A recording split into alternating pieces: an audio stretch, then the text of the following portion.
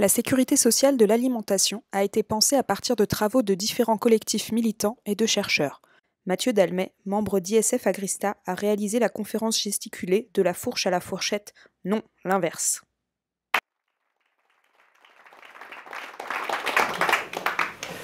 Bonsoir à tous et à toutes.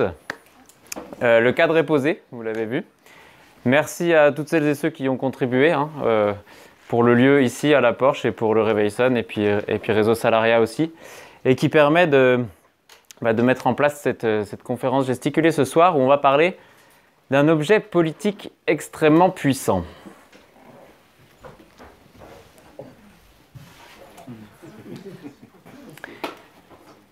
Est-ce que vous avez une idée de quand est-ce que cet objet a été créé ?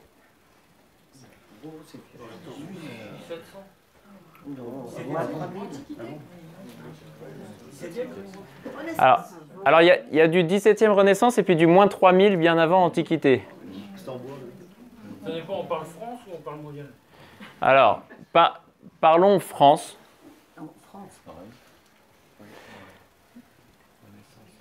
Alors, qu'est-ce qu'il y a avant l'assiette?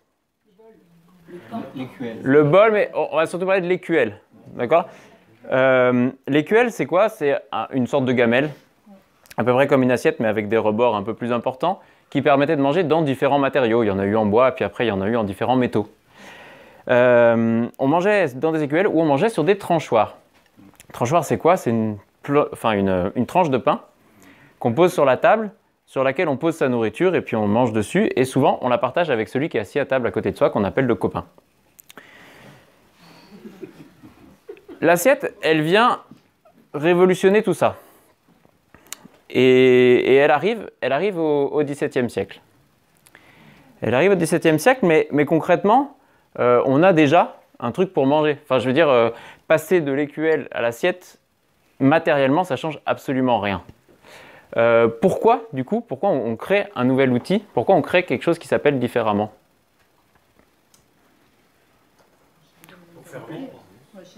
Pour le vendre, la distinction sociale. Alors, il y a énormément de distinctions sociales autour de l'alimentation, mais ce n'est pas l'objectif à ce moment-là, en tout cas, ce n'est pas l'objectif de montrer qu'on mange dans un objet luxueux. On a découvert la porcelaine. On individualise le repas, ouais, il y a cette idée-là, et on ne partage plus avec le copain. En tout cas, il y a l'idée de dire qu'on va créer un nouvel instrument pour transformer la table et transformer la façon d'organiser le repas. Mais pourquoi assiette? Et étymologiquement, on mangeait déjà assis.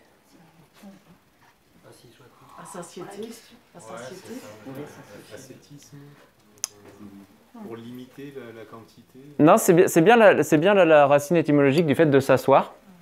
C'est pas qu'on mangeait pas assis avant. C'est pas que c'est un instrument qui est fait pour s'asseoir non plus. C'est individuel. Non, c'est un instrument qui est défini pour poser qui a le droit de s'asseoir à table. C'est la cour de Louis XIV qui crée l'assiette en France et dans une transformation de l'organisation de la table. Qu'est-ce qui se passe? C'est qu'à ce moment-là, la noblesse est concurrencée par la bourgeoisie dans sa capacité à organiser des festins. Et en fait, la capacité à organiser des festins, à organiser des tables, c'est une façon d'avoir le pouvoir. Parce que dans l'histoire des différentes civilisations, et donc ces petits trucs historiques, je les tire de ce bouquin-là, Une histoire politique de l'alimentation de Paul Ariès, qui est très chouette. Dans l'histoire des civilisations, organiser le pouvoir et organiser la table, ça va ensemble. Par exemple, chez les Grecs, il y a des cités dans lesquelles il est interdit de manger chez soi le soir. Être citoyen, ça veut dire manger avec les autres le soir et participer au repas public. Et puis on retrouve ça chez les Gaulois, on retrouve ça à la Révolution française où on fait des banquets pour discuter. Les femmes n'y avaient pas droit. Je remets pas ça, enfin c'est pas le sujet là du truc, bien sûr.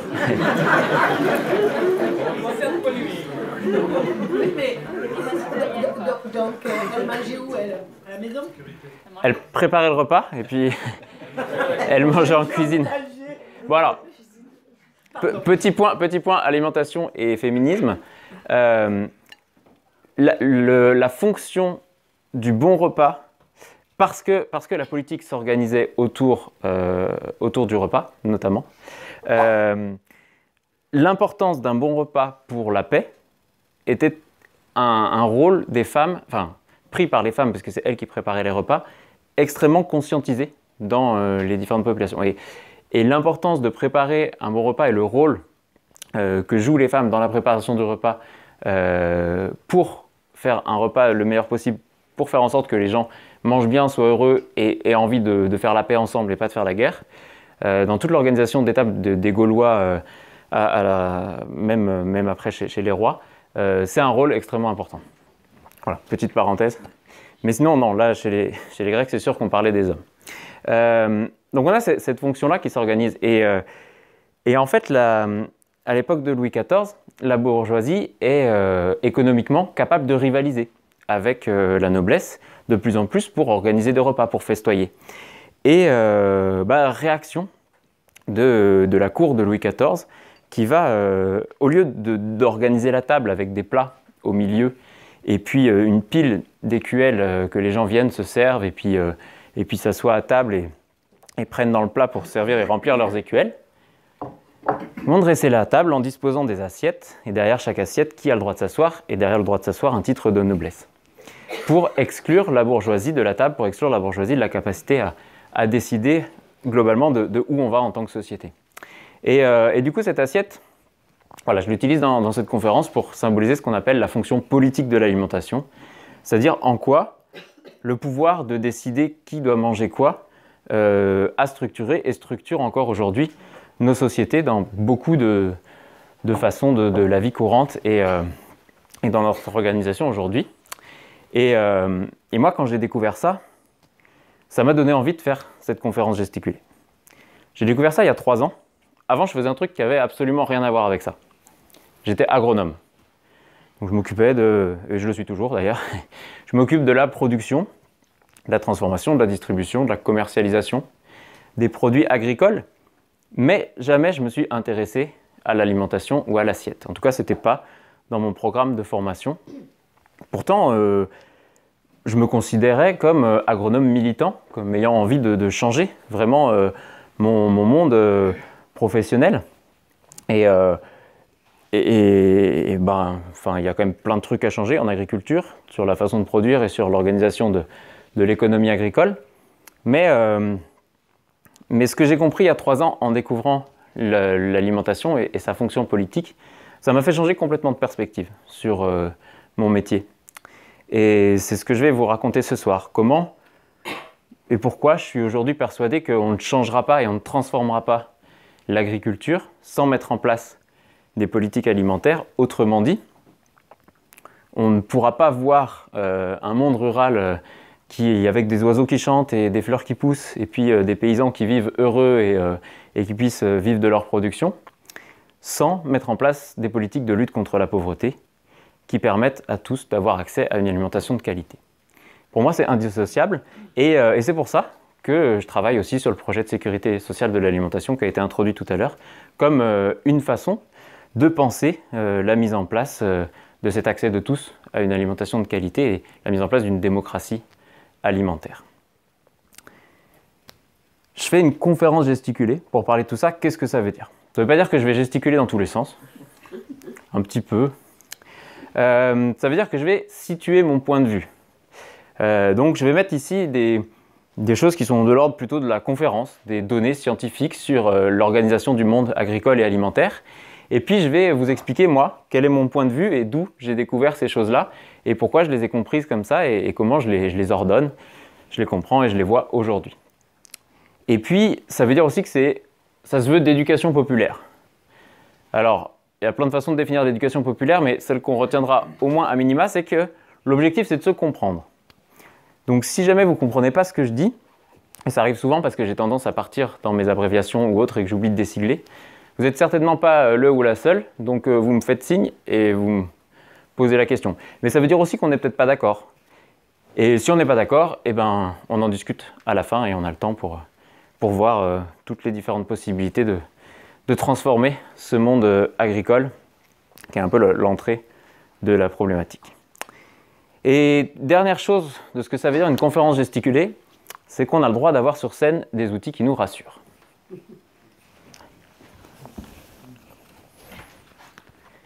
Alors moi, j'ai pris mes baskets de course à pied. Si jamais ça se passe pas, je vais toujours partir en courant. Et puis bon, on va parler de faire les courses ce soir. Et donc, moi, j'aime bien courir. Et ma course préférée, c'est la Saint-Élion. C'est une course qui part de Saint-Étienne et qui arrive à Lyon. Ça fait à peu près 70 km. Et en fait, j'aime bien quand je la fais. C'est dans pas longtemps, là, ça va être le week-end prochain. C'est tout début de l'hiver. On part à minuit, on court de nuit. Et il fait froid, c'est long. Et c'est trop bien. Pendant tout le long, ouais, je me sens bien, je suis heureux. Et à la fin, je passe la ligne d'arrivée et je pleure, je ne sais pas pourquoi. Mais c'est chouette. Et puis c'est une course qui est assez symbolique dans le sens où le départ, c'est Saint-Étienne. C'est une ville qui est plutôt prolétaire, plutôt pauvre. Et qui correspond, à là d'où vient ma famille et puis à mon milieu social, à ma culture. Et Lyon, d'un côté, qui est une ville beaucoup plus bourgeoise, beaucoup plus riche, et qui correspond à ma catégorie socio-professionnelle aujourd'hui, en tant que, quand j'étais encore salarié il n'y a pas longtemps, cadre, et puis bac+5, agronome. Et toute la distance qu'il y a entre les deux à parcourir, et qui n'est pas forcément facile non plus, quand on se retrouve dans des positions de pouvoir, mais qu'on n'a pas l'habitus qui va avec et tout ce statut-là. Si je suis de catégorie sociale cadre aujourd'hui, c'est parce que j'ai fait des études d'ingénieur en agronomie. Pourquoi faire ça? Bon, je peux pas dire que c'était un rêve de quand j'étais tout petit. Hein. La première fois que j'ai conduit un tracteur, j'avais 10 ans. J'étais super fier. Concrètement, je tenais le volant surtout.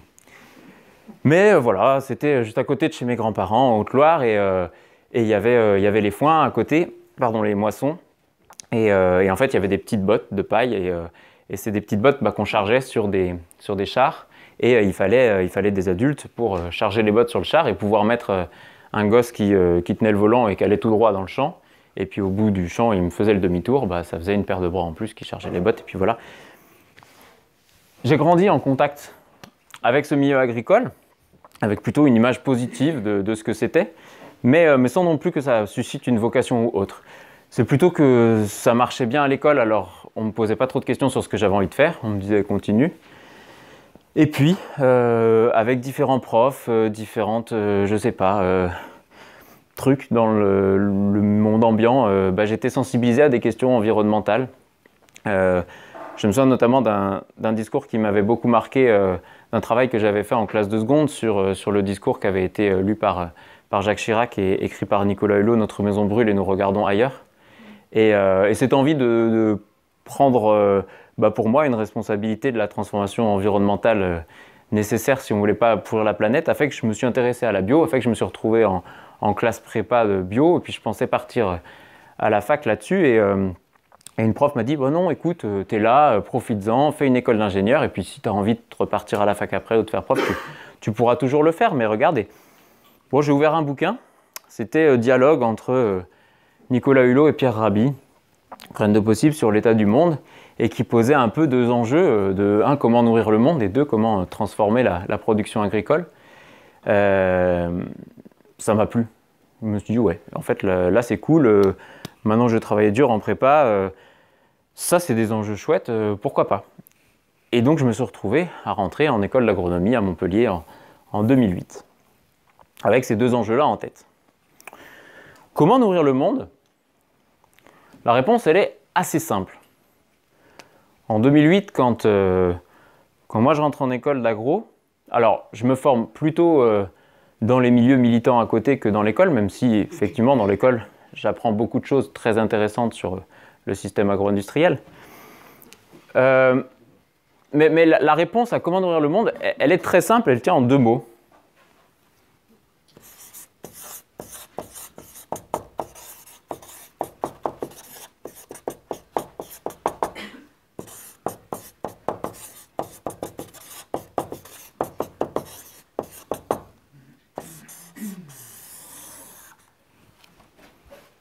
souveraineté alimentaire. Qu'est-ce que c'est? Un projet de mise en place de politiques agricoles protectionnistes. Bon, le lien entre des politiques agricoles protectionnistes et nourrir le monde, bah en fait c'est assez simple, quoi. C'est que la situation, c'est pas un problème de production, de manque de production.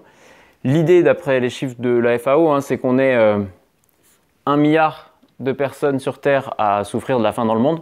Aujourd'hui, c'est un peu moins, hein, on est à 860 millions. Mais en 2008, on est autour d'1 milliard, qu'on est 7 milliards, et qu'on produit pour 12 milliards. Donc la question de la faim dans le monde, c'est pas une question de production, c'est pas non plus une question de est-ce que une agriculture paysanne, agroécologique ou biologique pourra nourrir. Bien sûr que oui. La question, c'est vraiment en fait une question de pauvreté. Une question de, il y a des gens qui n'ont pas d'argent et qui ne peuvent pas avoir accès aux produits. Et qui c'est ces personnes qui n'ont pas accès à cette alimentation? Ben, c'est des paysans et majoritairement des paysannes dans les pays du Sud. Donc à plus de 95%, hein, hormis quelques situations de conflit ou de guerre qui a faim aujourd'hui dans le monde, c'est des paysannes et des paysans en zone rurale qui sont trop pauvres pour pouvoir s'acheter à manger. Et pourquoi ils sont pauvres? Bah parce que l'organisation libérale de l'économie fait que leur production se retrouve en concurrence avec des systèmes industrialisés qui ont des économies d'échelle très fortes, qui fait que leur production est moins chère et qui aussi produisent des produits de très mauvaise qualité. Et du coup, bah, ils se retrouvent absolument incapables de vivre de leurs produits et une des conséquences, c'est qu'ils ont faim. Souveraineté alimentaire, mise en place de politiques agricoles protectionnistes, bon, bah, ça apparaît en 1996, c'est la Via Campesina, un syndicat international de travailleurs paysans, qui arrive et pose ce concept-là en disant « Si on veut résoudre le problème de la faim dans le monde, il faut permettre aux pays de mettre en place des politiques qui bloquent l'importation de produits industrialisés pour protéger les productions agricoles, pour que ces gens-là puissent vivre, puissent avoir de l'argent et puissent sortir du problème de faim dans le monde. » Voilà, c'est hyper efficace quand ça se met en place. Un petit exemple au Cameroun, gros mouvement social à la fin des années 90, l'OMC qui lâche et qui dit « Ok, on vous laisse interdire l'importation de poulet industriel ». Le poulet bloque ses importations le Cameroun bloque ses importations de poulet industriel. Et aujourd'hui, 100% des poulets mangés au Cameroun sont des poulets paysans faits au Cameroun. Et ils sont super bons, pour avoir eu l'occasion de les goûter lors d'un échange avec des agronomes camerounais. Et puis la souveraineté, bah, c'est aussi ce petit concept, quoi, que nous rappelle Samir Amin, un intellectuel franco-égyptien qui écrit « La souveraineté au service des peuples et l'agriculture paysanne, la voie de l'avenir », pour nous expliquer que bah, quand on veut mettre en place du progrès économique, social ou écologique dans un pays, si on ne se donne pas les moyens de le protéger de la concurrence internationale, on pourra pas y arriver. Et en France, là, d'un point de vue, quand bien même dans les accords de libre-échange, et notamment avec l'Afrique, les APE, les accords de partenariat économique, on est extrêmement dévastateurs sur leur économie. Le marché libre européen est une catastrophe pour notre production de fruits et légumes, par exemple. On était autosuffisant en production de fruits et légumes dans les années 80. Grâce à quoi? Grâce à une politique volontariste du Front populaire en 1936 qui a décidé qu'on mettrait des ceintures maraîchères dans les villes. D'accord? C'est pas l'organisation libérale de l'économie qui s'est dit tiens, on va mettre des ceintures maraîchères là. Non.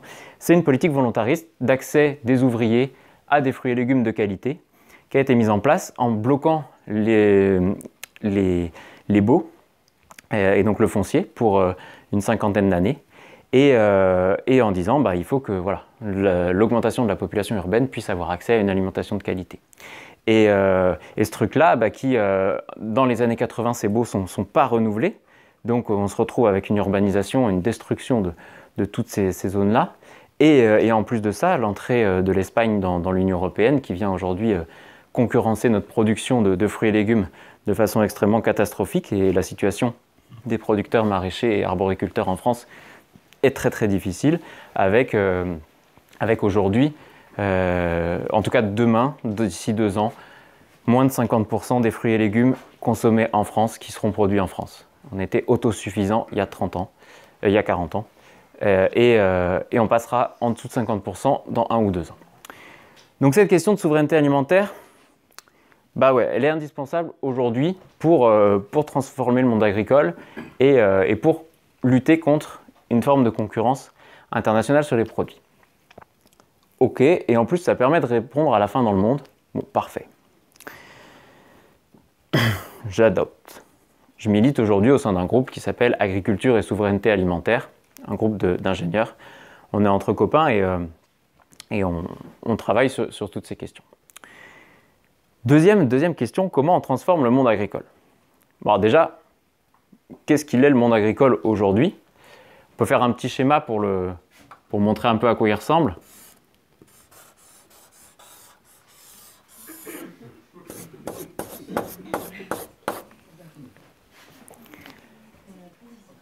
Alors, ce n'est pas une usine qui est schématisée.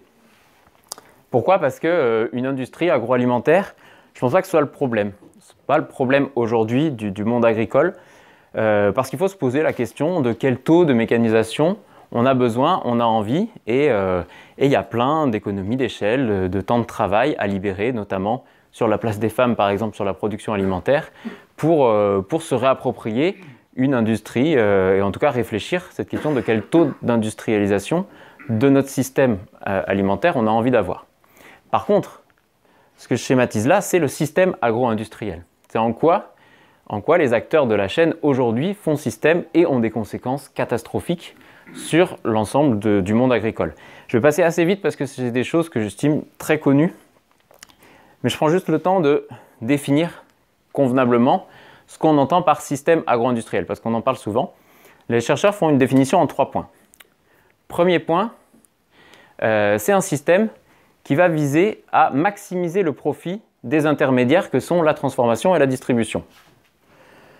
6%, je ne sais pas si ce chiffre vous dit quelque chose.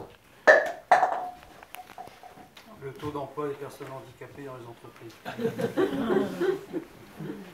Alors c'est un autre sujet, mais c'est certainement vrai.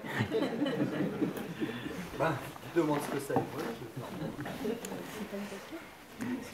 C'est la part de l'euro alimentaire qui revient aux fermes. Autrement dit, si on dépense 100 € d'alimentation, il y a 6 € qui reviennent sur les fermes. Et sur ces 6 €, il y en a 2 qui reviennent aux paysans, il y en a 4 qui partent aux banques et aux fournisseurs. Donc en gros, aujourd'hui, quand vous achetez 100 € d'alimentation, il y en a 2 qui reviennent pour le travail des paysannes et des paysans. Ça a des conséquences. Il y a de l'actualité avec Au nom de la terre en ce moment au cinéma sur le suicide en agriculture et sur la dégradation extrêmement forte du nombre de paysannes et de paysans aujourd'hui. C'est vraiment l'objectif, maximiser le profit pour les intermédiaires. Deuxième caractéristique, la rentabilité du système agro-industriel, elle passe par une production de masse standardisée et le fait de mettre en place des économies d'échelle. Donc on fait tous les mêmes produits et des économies d'échelle. Des économies d'échelle incroyables. C'est transformer des régions entières en quasi-monoculture pour mettre en place des usines gigantesques qui se spécialisent dans la transformation d'un seul produit ou autre. Je pense qu'ici, vous voyez à peu près de quoi je parle. Et puis dans la Beauce, sur les productions végétales. Qu'est-ce que ça donne? Ça donne un coût de l'alimentation qui est extrêmement faible, en tout cas quand il passe par ce système-là. Et en tout cas, je voudrais quand même attirer votre attention sur le fait que c'est faux de penser que si demain on développe une agriculture agroécologique de partout, on aura des coûts bas. Les coûts actuels auxquels on peut trouver de la nourriture ne sont absolument pas souhaitables d'un point de vue agroécologique et encore moins d'un point de vue social pour ce qui reste du salaire aux producteurs. On ne pourra pas mettre en place ces économies d'échelle parce qu'une production agroécologique, ça veut dire des équilibres entre l'agriculture et l'élevage sur les territoires et ça veut dire ne pas mettre en place ce type de mégastructures telles qu'on les a aujourd'hui. Donc ça voudra dire à un moment donné avoir une alimentation plus chère. Dernier point de la définition du système agro-industriel, c'est qu'il génère une distanciation géographique et cognitive entre le consommateur et le producteur. on n'a plus idée, dans la plupart des cas, de qui est-ce qui produit et comment il produit, et puis qu'est-ce que c'est que les produits de base. On a des intermédiaires entre les deux qui fait qu'on est avec des produits ultra transformés, complètement explosés, on ne reconnaît même plus le produit brut et on n'a aucune idée du système de production. Et pourtant, il se passe beaucoup de choses et des gens qui travaillent sur les circuits courts aujourd'hui montrent que quand on met en place des circuits courts, donc c'est-à-dire, notamment, ce n'est pas tous les circuits courts, mais du lien direct entre producteurs et consommateurs, et qu'on met des consommateurs face à des produits bruts, il y a un échange de savoir qui se met en place, qui est extrêmement fort et qui génère de la connaissance et de l'éducation populaire sur les questions agricoles et alimentaires. Et ça, on le perd complètement et on ne connaît plus ce que c'est qu'un rythme de vie de paysan pour la plupart des personnes. Donc ça, c'est le fonctionnement du système agro-industriel. Et sa principale conséquence, c'est de mettre en place ce qu'on appelle une agriculture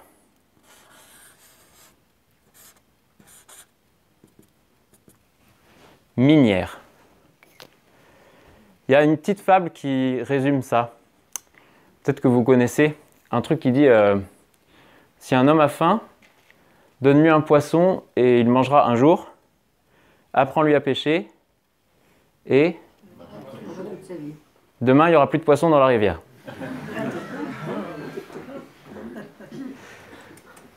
Pourquoi? Parce que, en fait, on met en place une économie libérale productiviste avec des acteurs économiques qui ont pour objectif de maximiser leurs profits. Et au Moyen-Âge, quand des gens signaient des contrats de travail à la journée, ils écrivaient, en tout cas on retrouve des lieux où c'est le cas, qu'ils refusaient de manger du saumon. Parce qu'ils en avaient marre de manger du saumon tous les jours, parce qu'il y avait du saumon en pagaille dans nos rivières. Et qu'aujourd'hui, l'économie agricole, elle est extractiviste, elle tire les ressources de la terre, elle les épuise et elle ne les renouvelle pas, que ce soit la matière organique, que ce soit les forêts ou que ce soit tout ça. Et on détruit complètement l'environnement dans lequel on est et le milieu social aussi. J'étudie bien tout ça en école d'ingénieur, pas forcément de façon aussi critique que je viens de vous le dire.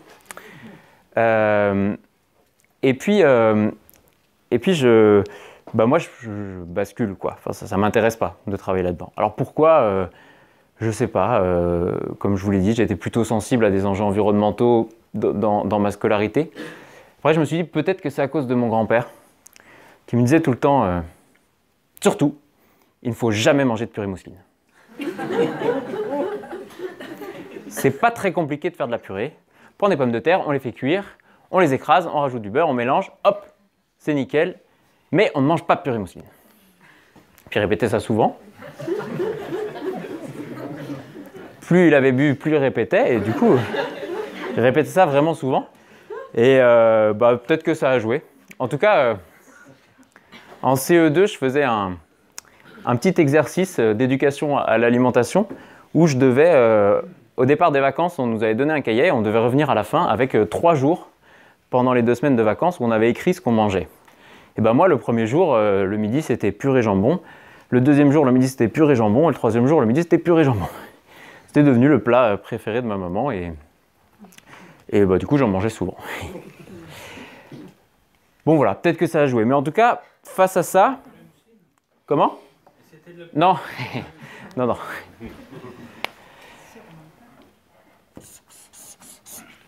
Face à ça, se développe tout un réseau d'alternatives qui vont essayer de contrer ces différentes caractéristiques du système agro-industriel. On a les circuits courts, ce qu'on va appeler de la fourche à la fourchette, qui vont essayer de relocaliser la production, donc de casser ces logiques de spécialisation de zones de production, et puis de casser cette distanciation en rapprochant à la fois le producteur et à la fois le produit, la proximité entre la production et la consommation. On a l'agriculture biologique qui va chercher à s'extraire de toutes les béquilles chimiques des engrais et des pesticides qui ont été mis en place pour pouvoir extraire complètement l'agriculture de son milieu naturel et organiser ces zones complètement non équilibrées d'un point de vue agronomique à renfort de chimie. Et puis on a le commerce équitable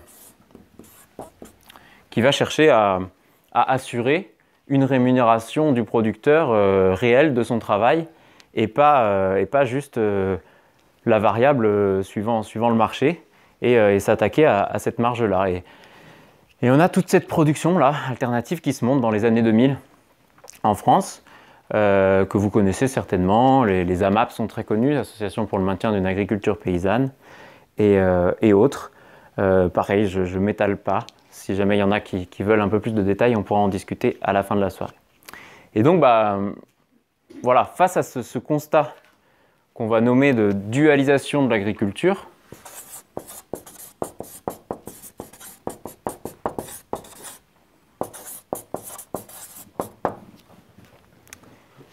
moi, je me dis, j'ai envie de travailler pour la souveraineté alimentaire et pour le développement de cette agriculture-là, agroécologique, paysanne, biologique ou autre. Il y a deux choses encore que j'estime, enfin que je mets dans le package quand je dis que je me présente comme agronome militant. J'ai envie de militer pour ces deux trucs-là, mais j'ai aussi envie de déconstruire mon rôle d'ingénieur.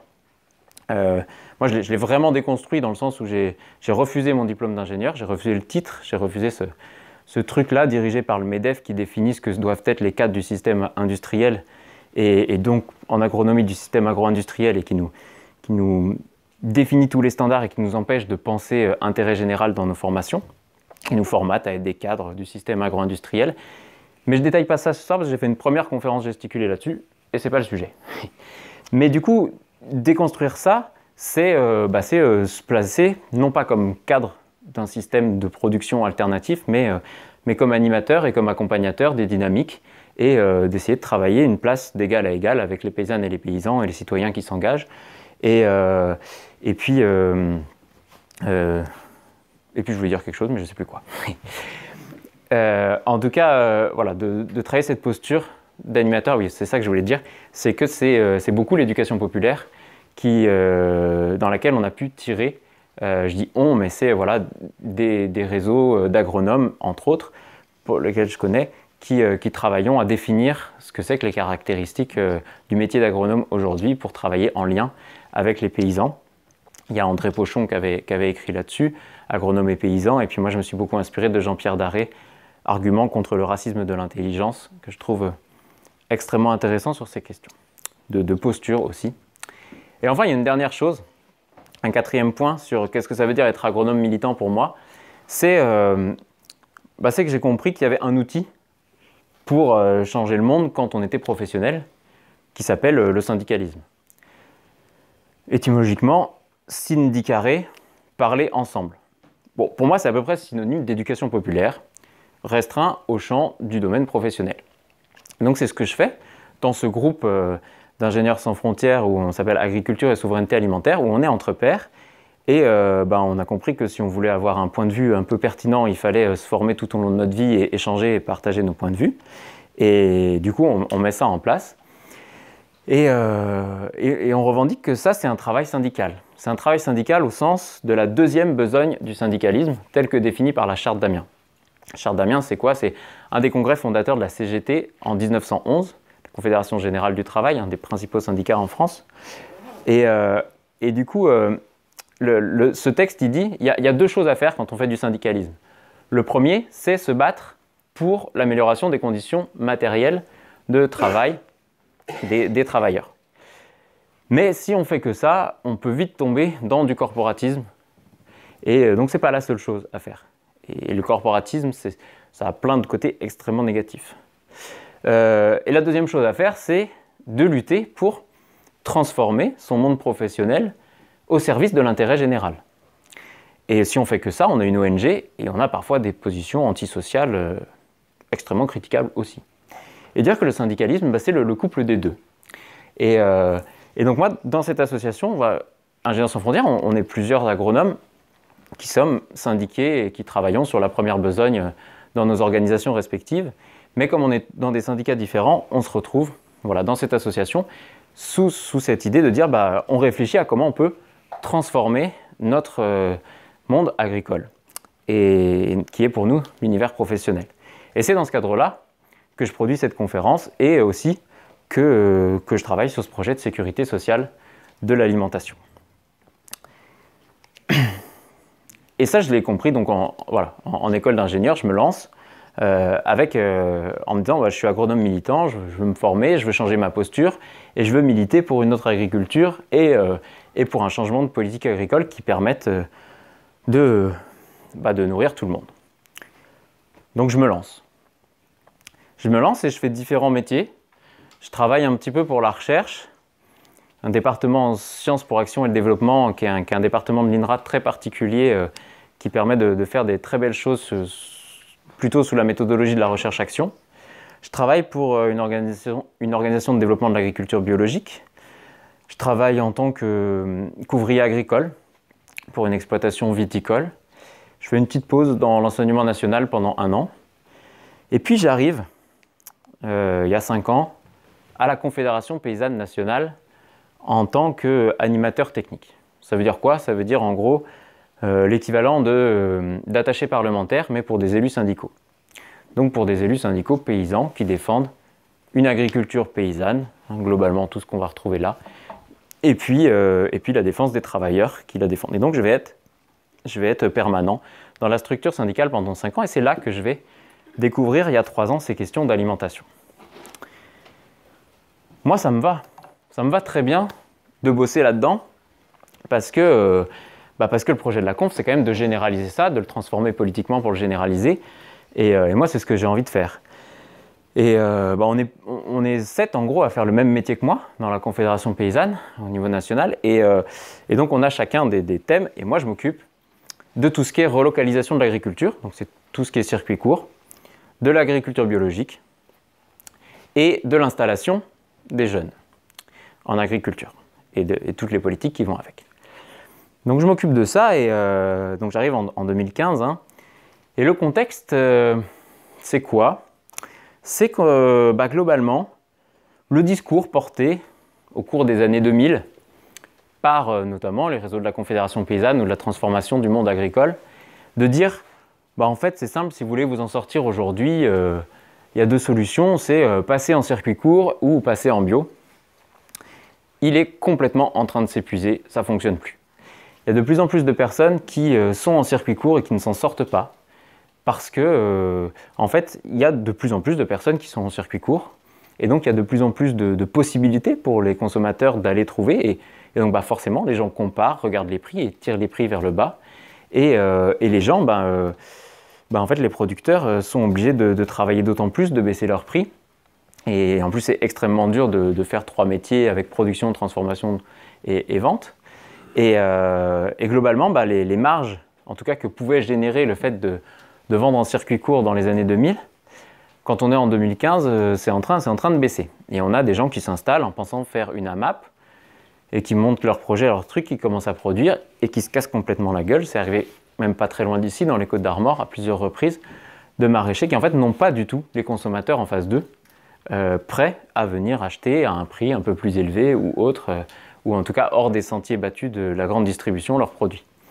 Pour la bio, c'est la même chose, les chiffres commencent à sortir et ils sont assez éloquents, mais déjà en 2015, les paysans viennent et disent c'est plus possible quoi. Avant, en bio, on avait vraiment une marge supérieure qui nous permettait de bien vivre, on est en train de la grignoter complètement, et ce pourcentage-là dans le système agro-industriel, il est en train de devenir le même dans la bio. Et pourquoi? Parce que en fait, même si on est dans un système d'offres et de demandes où il y a encore beaucoup plus de demandes que d'offres, ce n'est pas l'offre et la demande qui fait les prix. La seule chose qui fait les prix dans la filière, c'est qui est-ce qui détient la filière. Qu'aujourd'hui, les filières bio sont en train complètement de s'industrialiser, que l'agro-industrie et la distribution prend la main dessus et écrase complètement les marges des producteurs. La seule filière qui s'en sort encore, c'est le lait. Et on peut dire que c'est à cause d'un seul acteur à peu près, qui s'appelle Biolait, qui est une coopérative de producteurs qui se sont montés, qui se sont dit il faut qu'on arrive à commercialiser notre lait, et ils ont montré un truc assez gigantesque qui représente aujourd'hui 30% du marché du lait bio, et avec 30% du marché du lait bio aux mains des producteurs, on arrive à maintenir des prix qui sont rémunérateurs pour les producteurs. Mais pour tout le reste, la dynamique, elle est assez catastrophique d'un point de vue rémunération des paysans. Donc c'est dans tout ce contexte que je suis et que je travaille, et on parle On parle de deux options possibles quoi, pour l'ensemble de ces alternatives en agriculture, pour l'ensemble de cette agriculture paysanne. On dit soit elle peut vivre à la marge, et on a des gens qui défendent ça, qui défendent qu'on arrête d'installer des gens en circuit court, en AMAP, pour contrôler ces trucs-là, pour pas qu'on se fasse concurrence, et en disant sinon, si on continue de le faire, tout le monde va se casser la gueule, ça va être une catastrophe. On a des gens qui revendiquent aussi qu'on arrête les conversions en agriculture biologique pour continuer de développer les filières biologiques en ayant le temps de les maîtriser par les paysans, de construire les structures pour pas que ce soit l'agro-industrie qui récupère directement ces filières-là. Et puis l'autre logique, là où ça nous emmène, c'est la récupération. La récupération, c'est l'industrialisation du cahier des charges de l'agriculture biologique, avec plein d'exemples de filières intégrées qui sont en train de se mettre en place sur la production d'œufs, par exemple, ou encore la récupération des circuits courts avec la ruche qui dit oui, qui est aux mains de Xavier Niel, qui récupère une partie de toute cette valeur ajoutée qui se produit là-dedans pour son profit à lui, ou en Angleterre, un entrepreneur qui a racheté une ancienne usine de production de voitures, et sur les chaînes industrielles de production, produit 40 000 paniers de produits bio chaque semaine. Il fait venir toute la came d'Espagne, il produit, il envoie dans toute l'Angleterre 40 000 paniers bio. Et du coup, ce constat, on l'élabore, et pour la Confédération paysanne, il est très clair que voilà, ce n'est pas l'ensemble des alternatives qu'on va mettre en place aujourd'hui qui va nous permettre de transformer l'agriculture, qu'il est nécessaire qu'il y ait des politiques qui fassent des normes de cette agriculture-là, la réglementation générale, et qui les imposent pour tout le monde, qui interdisent l'ensemble des pesticides, qui obligent la rémunération des producteurs et qui poussent à reterritorialiser l'agriculture. Et du coup, on en discute avec, à l'époque, Stéphane Le Foll, ministre de l'Agriculture, qui nous répond « Mais pourquoi vous voulez des politiques pour tout ça ? Il n'y a pas de politique à mettre. Les gens ont le choix aujourd'hui. S'ils ont envie de défendre l'agriculture que vous proposez, ils vont aller consommer ces produits-là. Puis s'ils n'ont pas envie, ils iront consommer cela. Il n'y a pas besoin de politique pour ça. »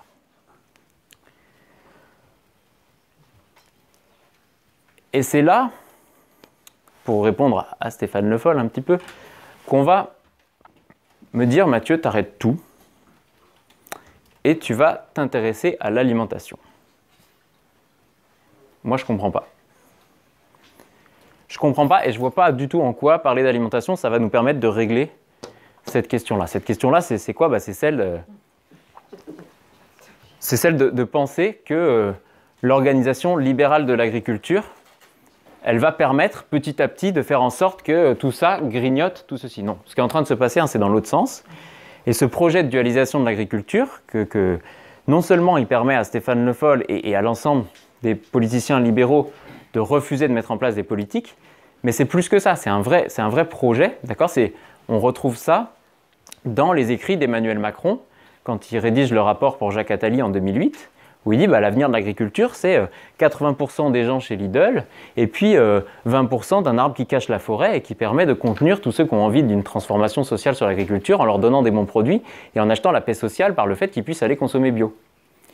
C'est un projet, quoi, de mettre ça en place. Et donc, on me dit, non, il faut parler d'alimentation pour transformer ça. Je demande pourquoi. Et là, c'est Manu Haz, un paysan de la Confédération paysanne du Lot-et-Garonne, qui m'explique qu'en fait, sur le coup, je trouve ça tout bête quand je le dis, mais voilà, ça faisait 10 ans que je m'estimais agronome militant et je n'avais jamais compris ça. Que l'alimentation, c'est la fonction sociale de l'agriculture, en tout cas extrêmement majoritairement, et que si tu veux sortir du libéralisme, tu dois piloter un système économique par sa fonction sociale, pas par sa production. Tu dois élaborer la demande alimentaire et ensuite mettre en place des politiques qui permettent de produire pour cette demande. Et donc prendre le système alimentaire en le prenant par l'alimentation, c'est sortir complètement d'une logique productiviste qui va détruire, qui va chercher à produire pour vendre sur un marché, et permettre de produire ce que les gens ont envie, effectivement, politiquement, de produire. C'est bien sûr sortir complètement de cette idée comme quoi aujourd'hui dans la consommation on serait responsable et avec notre porte-monnaie on pourrait dire ce qu'on a envie. Non, on ne réfléchit pas du tout pareil avec son porte-monnaie que si on se pose et qu'on sait ce à quoi et qu'on définit ce qu'on veut. Et donc, on me dit tu vas travailler sur l'alimentation pour faire comprendre que si on veut transformer le monde agricole, il faut des politiques qui nous permettent d'élaborer la demande alimentaire, de faire comprendre que le système alimentaire, il doit passer de la fourchette à la fourche, et c'est ce que les citoyens veulent qui doit orienter l'organisation de la production agricole, et pas l'inverse. Donc, j'écris DA pour nécessité de mettre en place la demande agricole. Et donc, on revient vers le FOL, quoi, on ne le lâche pas. On dit non, mais là, votre truc, c'est de la connerie, ça n'a rien à voir ce que les gens peuvent consommer aujourd'hui et ce qu'effectivement ils voudraient. On le voit dans les sondages de combien de personnes veulent sortir du glyphosate ou autre. Il nous faut des politiques agricoles et alimentaires pour vraiment orienter l'ensemble de la production agricole avec une agriculture de qualité, quoi. Et là, le FOL qui nous répond, bon, soit, si jamais votre projet il se met en place, et qu'on produit toute cette agriculture que vous voulez voir, qu'est-ce qu'ils vont manger les pauvres?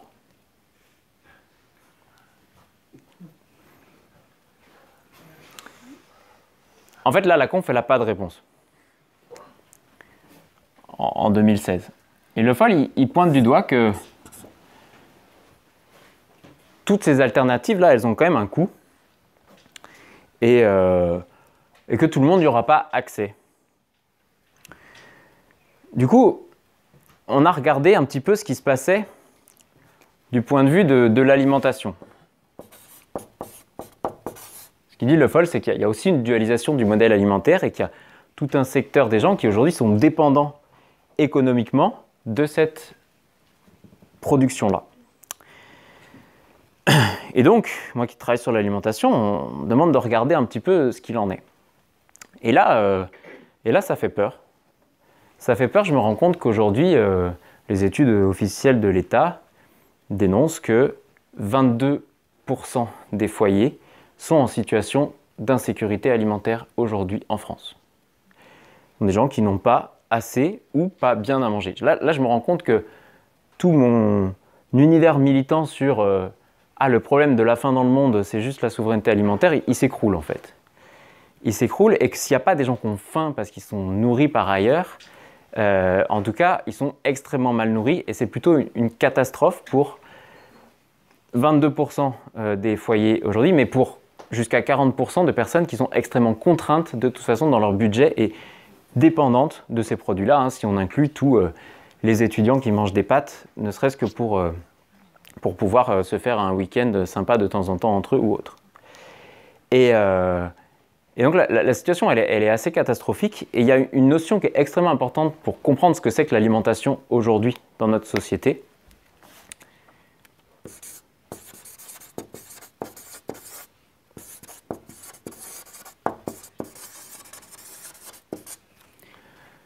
C'est que dans notre système libéral productiviste, l'alimentation, c'est une variable d'ajustement du budget des ménages.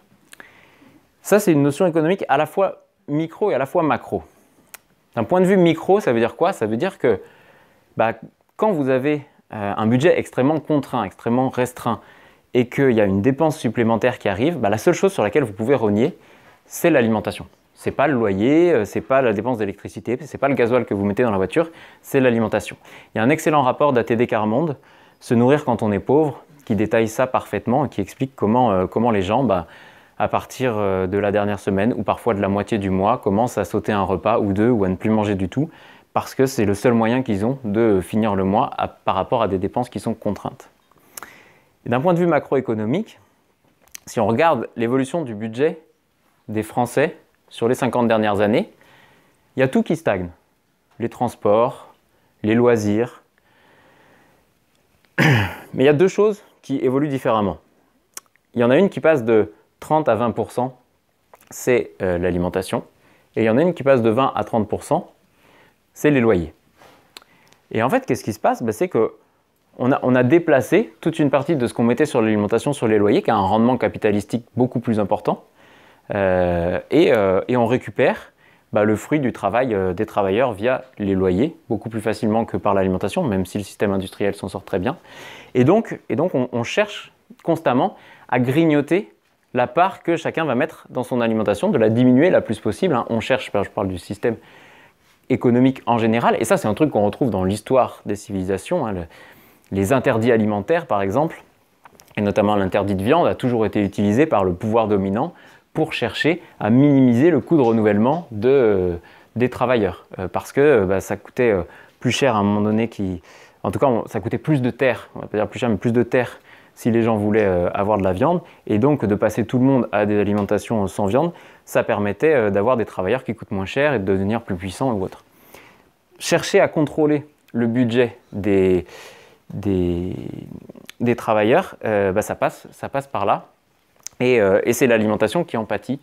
Et on se retrouve aujourd'hui dans une situation de dualisation de l'agriculture et de l'alimentation qui est assez catastrophique, et du coup la conf qui fait ce travail, donc c'est moi qui m'en occupe avec les élus, et qui rajoute une nouvelle ligne dans son projet politique en disant en fait on ne transformera pas l'agriculture si on ne met pas en place des politiques qui permettent à la fois d'élaborer la demande alimentaire vraiment et de penser l'accès de tous et toutes à une alimentation de qualité.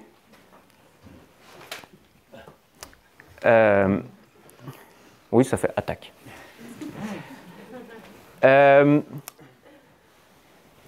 C'est le seul moyen, voilà, à un moment donné, pour penser qu'un projet de politique qui généraliserait ça se mette en place. Il faut aussi le coupler à la mise en place de politiques d'accès de tout le monde à une alimentation pour casser cette dualisation du modèle alimentaire, pour casser le fait que des gens soient dépendants de ce système-là aujourd'hui. Il y en a qui diront que c'est la première fois que la conf réalise un tel changement de politique depuis sa naissance. En tout cas, on prend un recul complètement en disant on sort juste du cadre agricole, et si on veut transformer le monde agricole, en fait, il faut penser système alimentaire, il faut se poser, il faut avoir des politiques qui permettent d'élaborer la demande alimentaire, et puis des politiques qui permettent l'accès de tous à cette alimentation. J'y suis pour rien, moi j'ai fait la petite main de ceux qui me demandaient de travailler là-dessus, et c'était hyper intéressant. Et une fois qu'on a dit ça, on se dit ça veut dire quoi une alimentation de qualité? Déjà, on a essayé de réfléchir à comment on pourrait décliner ça, comment on pourrait décliner des politiques qui visent ça. Du coup, avant de définir l'alimentation de qualité, il faut déjà définir ce que c'est que l'alimentation. Je vous ai parlé de la fonction politique de l'alimentation, de la façon dont c'est instrumentalisé aujourd'hui par le pouvoir pour avoir du pouvoir sur nos vies et les orienter.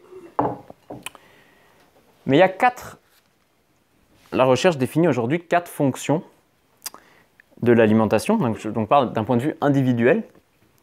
Qu'est-ce qu'on cherche quand on mange? D'accord, je vous pose la question d'essayer de les deviner, c'est de se dire à quelle fonction ça remplit aujourd'hui de manger. L'énergie, Le plaisir. être en bonne santé. Alors, il y en a 3 qui sont sortis. Être en bonne santé, on est d'accord. On se nourrit pour être en forme, à la fois pour avoir l'énergie nécessaire pour pouvoir vivre, et puis pour ne pas se pourrir la santé, si possible. Le plaisir. Ok. On mange pour le plaisir de satisfaire un besoin, pour le fait de se sentir bien après aussi. Le plaisir, ça doit continuer après. Et puis par gourmandise, je pense que ça vous est tous déjà arrivé de dire j'ai plus faim, mais je vais quand même prendre un petit peu. On mange aussi pour se faire plaisir. Après, la convivialité, ce qu'on appelle la fonction sociale de l'alimentation, c'est-à-dire on mange aussi pour se réunir. D'accord ? Et Je vous disais tout à l'heure que voilà, l'alimentation et pouvoir ont souvent été orientés, mais le fait de préparer un repas pour rencontrer des gens, pour les réunir ou autre, c'est quelque chose qui a une vraie place, qu'on appelle une fonction de l'alimentation, de se réunir autour de la nourriture. Il en reste un. La distinction de classe. Alors, il y a l'idée, mais on va généraliser ça. La richesse. La culture. Ouais, c'est la notion de se différencier ou pas, mais en tout cas, de se définir, d'accord ? Se différencier, c'est une façon de se définir, c'est-à-dire que notre alimentation, c'est notre culture, à la fois dans les produits qu'on choisit de manger, à la fois dans les recettes qu'on met en place, à la fois dans l'organisation des repas, le entrée, plat, fromage, dessert, c'est un truc très français, qu'on ne retrouve pas partout. Et donc, ouais, la fonction culturelle de l'alimentation, qui est quelque chose de très important, et qui sera très important, en tout cas quand je parlerai de qu'est-ce que c'est la différence entre le droit à l'alimentation et le droit à être nourri. Être maintenu en vie avec une quantité calorique suffisante qui ne correspond pas du tout à notre culture alimentaire, c'est quelque chose d'extrêmement violent et d'extrêmement dégradant pour toute une partie de la population. Et on dit que quand ces 4 fonctions-là elles sont remplies, quand quelqu'un a accès à une alimentation qui lui permet de remplir ces 4 fonctions, on va dire qu'il y a un truc qui est respecté.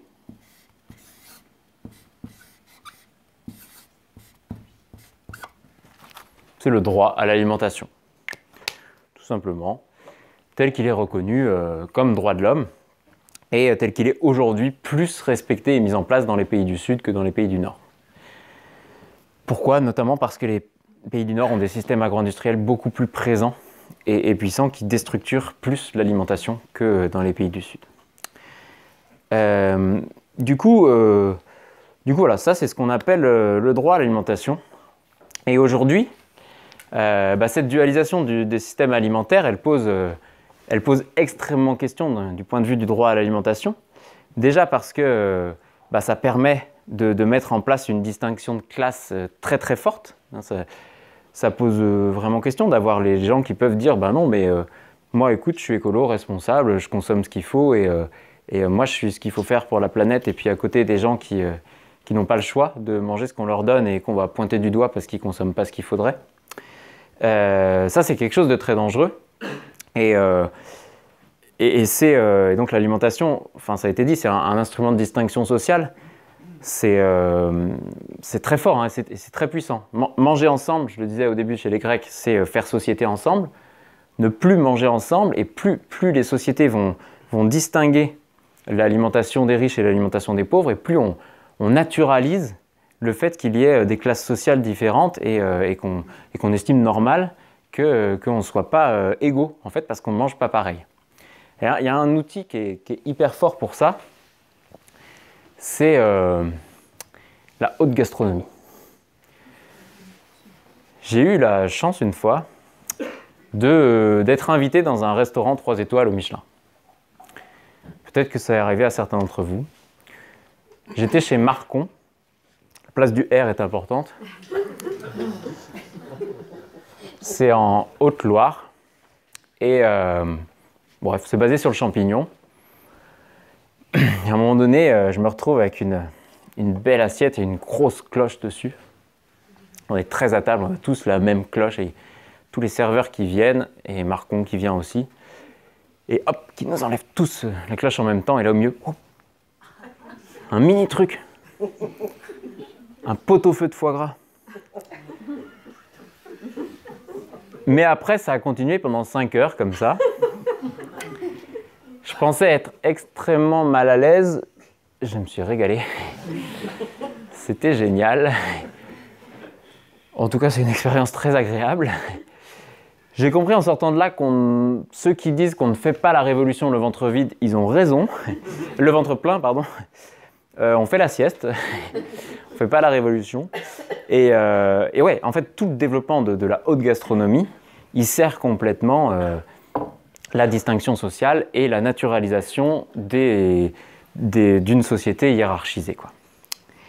Et puis il y a une deuxième chose, d'un point de vue droit à l'alimentation, qui est extrêmement violente, pour lequel la dualisation des modèles alimentaires est extrêmement violente, c'est d'un point de vue santé. D'un point de vue santé, qu'est-ce qui se passe aujourd'hui?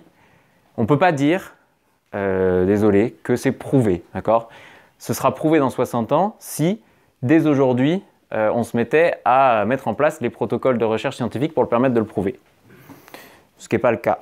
Mais les scientifiques parlent quand même de corrélations qui sont là et de liens de cause à effet qui pour eux ne font plus de doute entre le système agro-industriel et les conséquences sur la santé.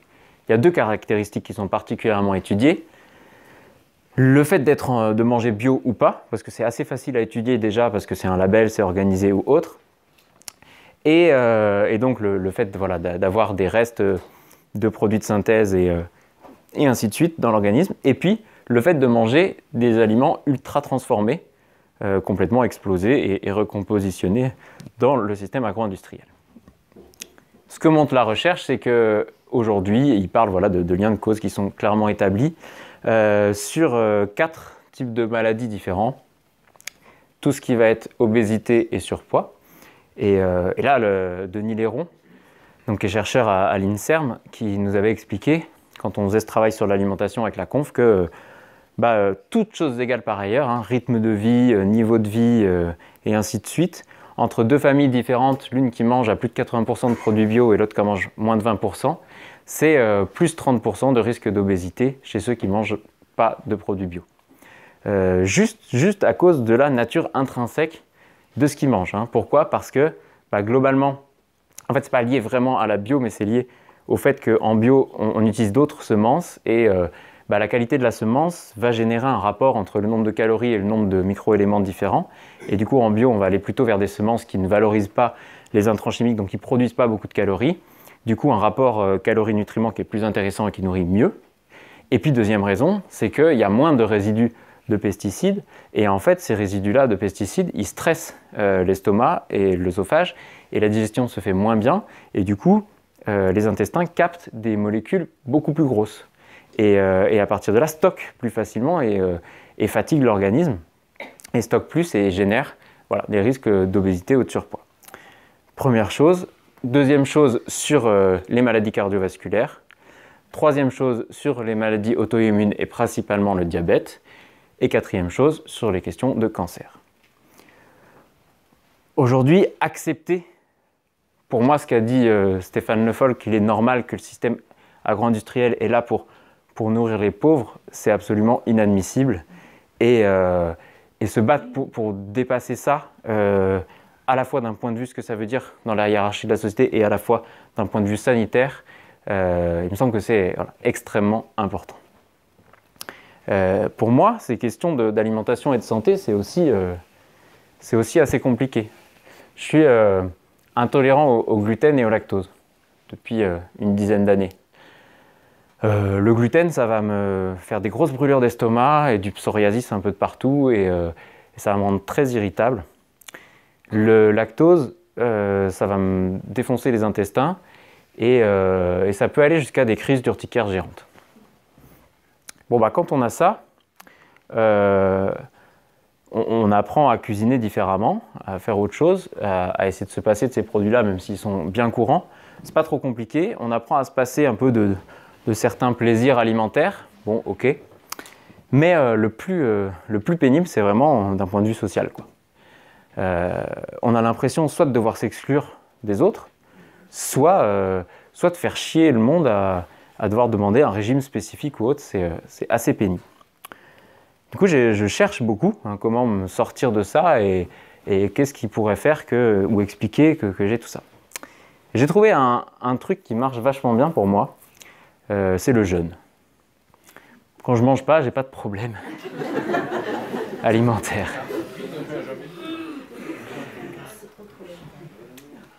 Je fais des semaines de jeûne, enfin une par an en tout cas à peu près.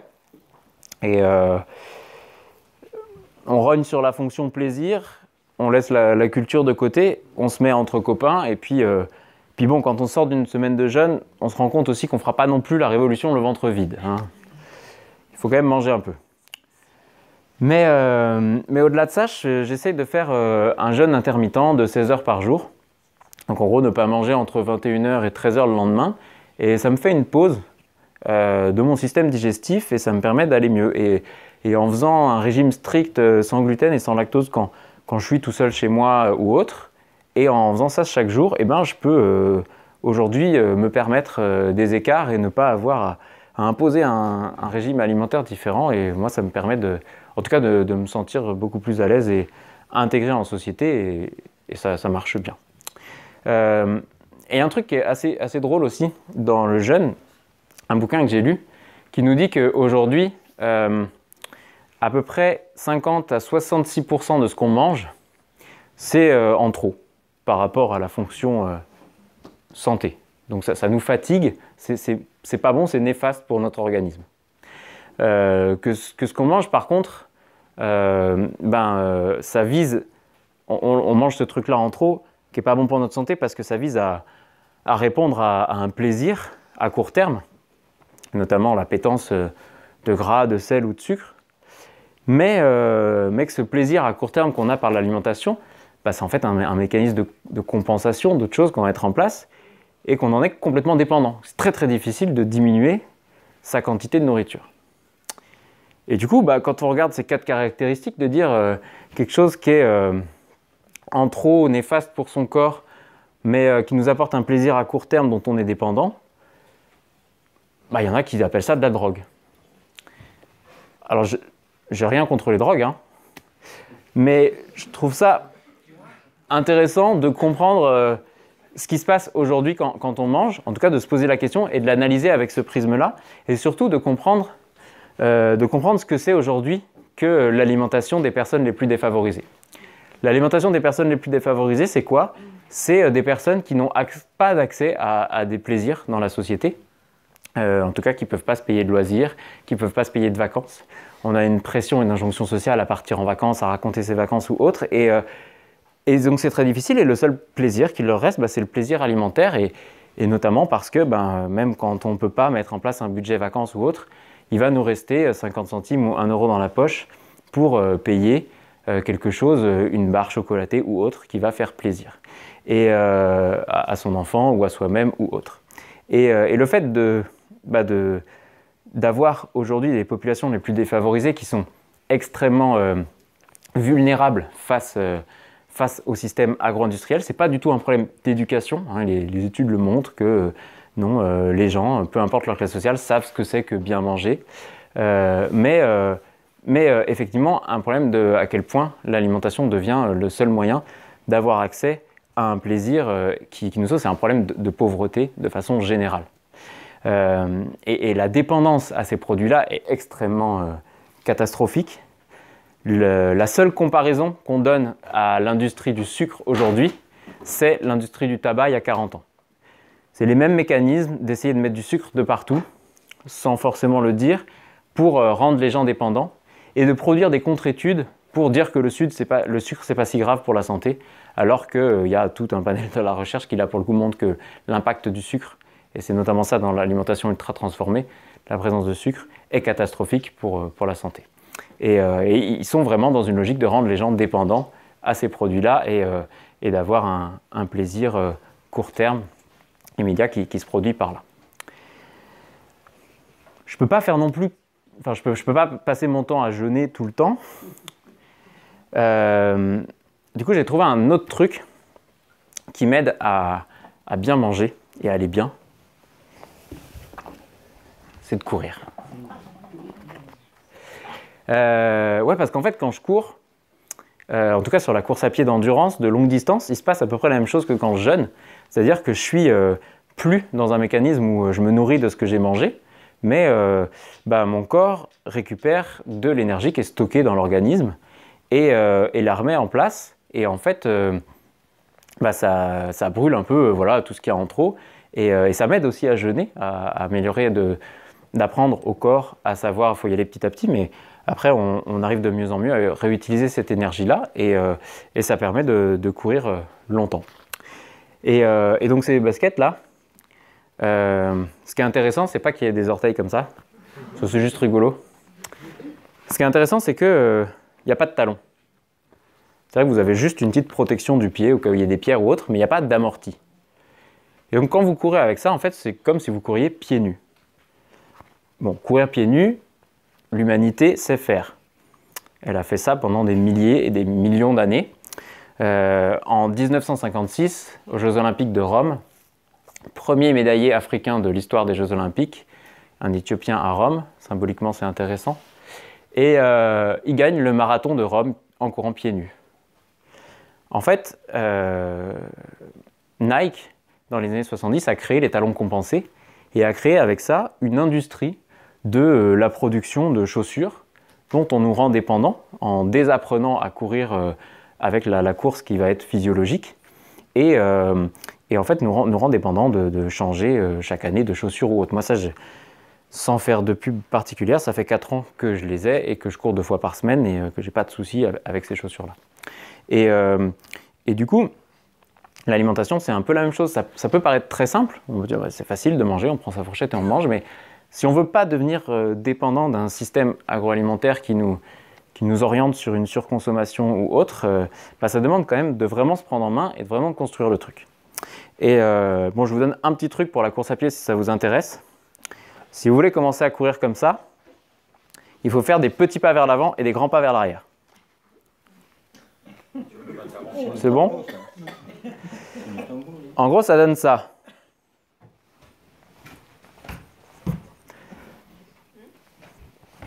C'est pas hyper discret. Après, en s'entraînant, on arrive à faire mieux. Non, pourquoi ? C'est que quand on court sur la pointe des pieds, donc c'est le mollet qui va amortir tout le travail que fait le talon, enfin le talon compensé dans des baskets classiques. Et du coup, pour pas qu'il ait trop à amortir, on lance pas la jambe loin devant. Et notamment, on lance pas la jambe loin devant parce que si on met la jambe comme ça alors qu'on avance comme ça, ici, la jambe, elle s'oppose à notre avancée. Du coup, ça met toute une contrainte dans la hanche qui est extrêmement néfaste pour notre squelette. Donc, on va mettre le pied pas trop loin devant, voire même en dessous de nous, en fait. Et par contre, on va pousser loin derrière pour se propulser et pour en même temps étirer le tendon qui est là, le psoasme, pour... en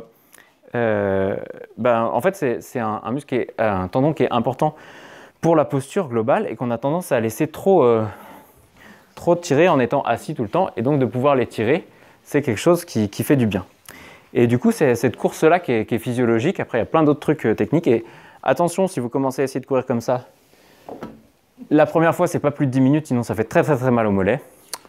Mais qui est nécessaire de se réapproprier pour pouvoir courir différemment. Je ne peux pas non plus faire que courir. Donc j'ai cherché un autre truc sur le lien entre alimentation et santé que je trouve extrêmement intéressant et que je vous partage là rapidement. C'est ce qu'on appelle les déterminants sociopolitiques de santé. Je vais vous parler de 2 études.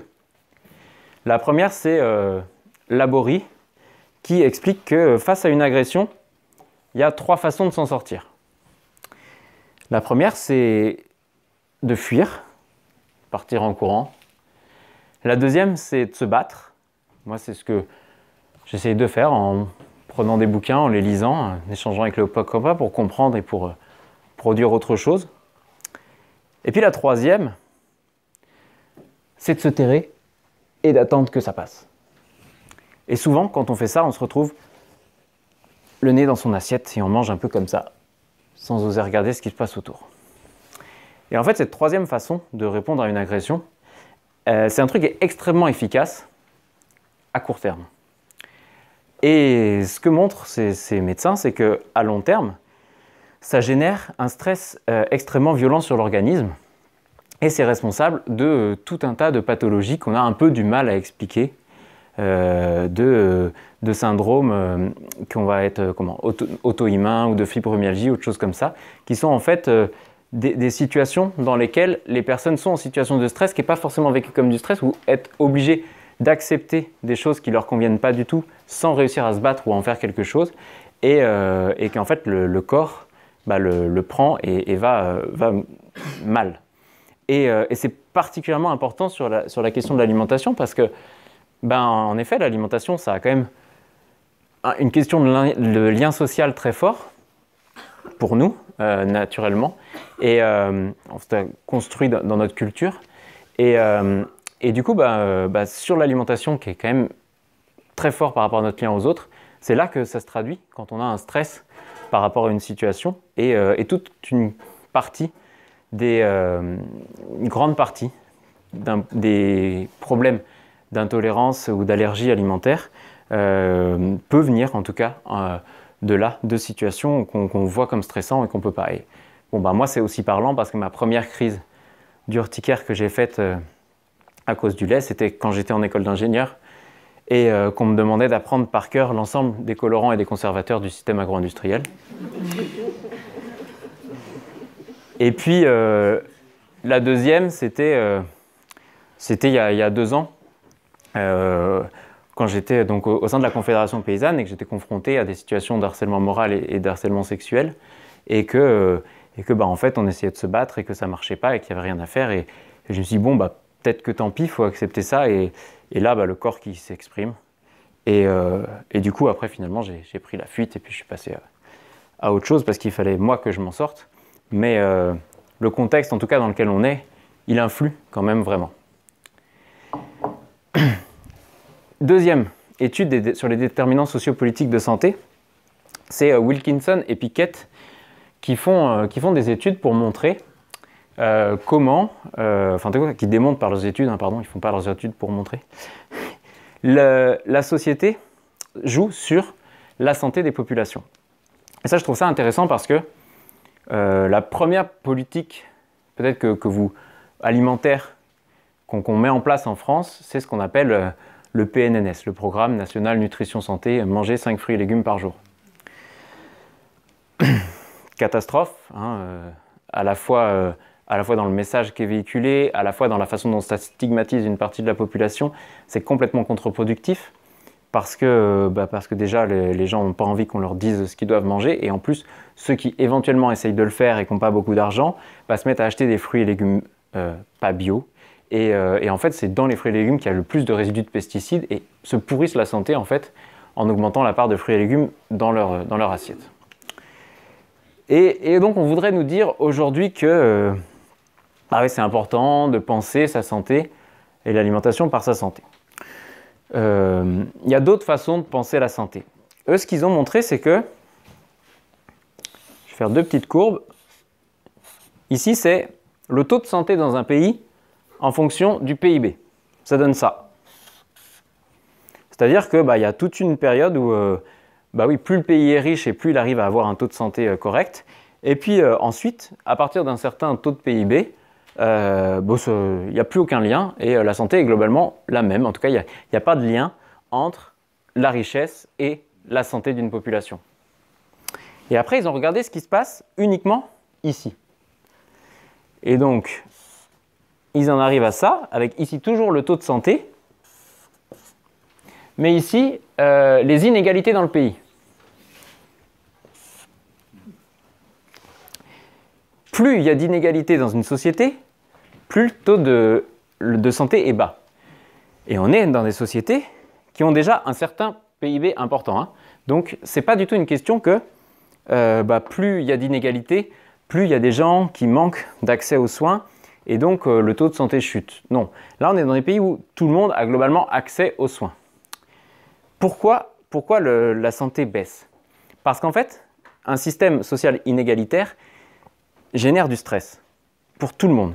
Et principalement chez les personnes les plus défavorisées, le fait d'être en dessous de l'échelle sociale, d'être dévalorisé, de jamais être montré dans les médias, d'apparaître ou autre, et d'être constamment sous les ordres d'un ou de plusieurs chefs, va générer une situation stressante. Et Wilkinson et Pickett ont montré que toutes choses égales par ailleurs, le taux de maladies cardiovasculaires ou autres augmente énormément, et ce n'est pas un problème de comportement alimentaire, ce n'est pas un problème de situation à risque, absolument pas.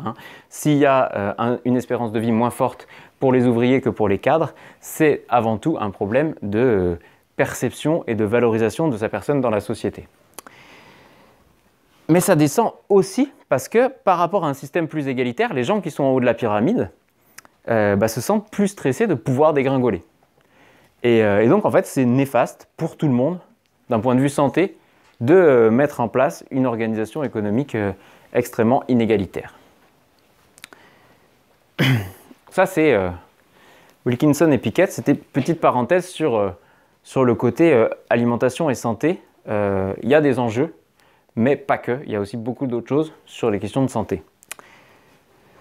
Et donc, on en revient à comment on met en place ces politiques de demande alimentaire et d'accès de tous à une alimentation de qualité. Je disais, il y a un type de politique dont j'ai déjà parlé, toutes les questions de santé et de comment on se réapproprie, comment on vous dit qu'est-ce qu'il faut manger. Je pense que vous avez compris ce que j'en pense. Il y a un deuxième type de politique en France qui est extrêmement intéressant, de politique alimentaire, qui est vraiment, à mon avis, quelque chose qui est à préserver, à se réapproprier. C'est ce qu'on appelle la restauration collective scolaire. Il faut bien se rendre compte que ça n'existe pas du tout dans les autres pays. C'est un truc qu'on a monté de dire chaque Français qui est en études de l'école à l'université doit pouvoir avoir accès, suivant son quotient familial, à de la restauration. Ils ont juste oublié un petit truc, c'est le cul de qualité, là. Hein. Et là, il y a les municipales qui arrivent, et aujourd'hui, d'accord, on ne va pas mettre en place une sécurité sociale de l'alimentation demain, mais à échelle de politique locale, l'enjeu du développement d'une autre agriculture et l'enjeu de l'accès de tous à une alimentation de qualité, il peut passer par une réappropriation citoyenne de la restauration collective à l'échelle des municipales pour les écoles primaires, mais aussi des collèges, c'est les départements, les lycées, c'est les régions. Et c'est un vrai levier aujourd'hui de transformation. Il y a des exemples en France de communes hyper intéressants. Je ne développe pas plus là, mais on pourra revenir ensuite dessus. Et il y a vraiment quelque chose à faire, et en tout cas à se rapproprier et à se rendre compte que cette politique-là, c'est un truc qu'on a construit, qu'on a mis en place en France, qui est pas anodin, et qui, là où il n'est pas en place, est assez déstructurant, ne serait-ce que pour la possibilité de réussite dans le système scolaire pour les personnes les plus défavorisées. Et la dernière grosse politique alimentaire, qu'est-ce que c'est ?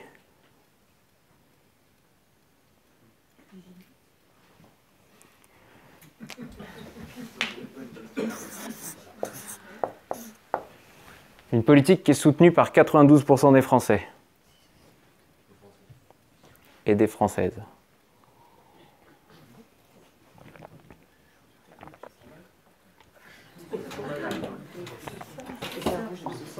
Alors ça, c'est de la production. Vraiment une politique qui structure l'alimentation.